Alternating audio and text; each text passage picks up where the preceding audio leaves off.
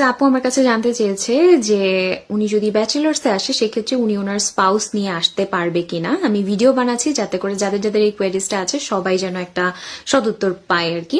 So আপনি যদি ব্যাচেলার্সে আসেন অথবা মাস্টার্স বাই রিসার্চ বা মাস্টার্স বাই কোর্স ওয়ার্কে আসেন কিংবা ডক্টরালে আসেন, প্রত্যেকটা ক্ষেত্রেই আপনার ক্ষেত্রে জিনিসটা সেম যে আপনি 48 আওয়ার্স ফোর্টনাইটলি কাজ করতে পারবেন, এর বেশি আপনি কাজ করতে পারবেন না।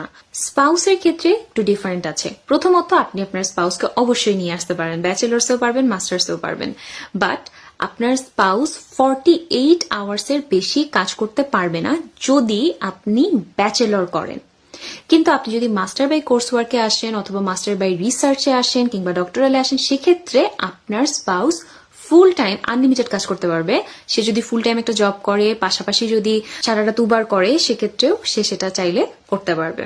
এখন আরেকটা জিনিস বলি যেটা নিয়ে আমার পার্সোনালি অনেক কনফিউশন ছিল এবং হয়তো বা আপনাদেরও একটা কনফিউশন আছে যে ফোর্টনাইটলি বলতে কি বোঝায়। এটা হচ্ছে যে কোনো একটা 14 ডেজ পিরিয়ড। ধরেন 2 বছর তো আপনি স্টুডেন্ট ভিসায় থাকবেন, এই 2 বছরের যে কোনো 14 দিনের একটা পিরিয়ডে আপনি যদি 48 আওয়ার্সের বেশি কাজ করে ফেলেন, সেটা কিন্তু আপনার ভিসা সাবক্লাস 500 কে ব্রিচ করবে।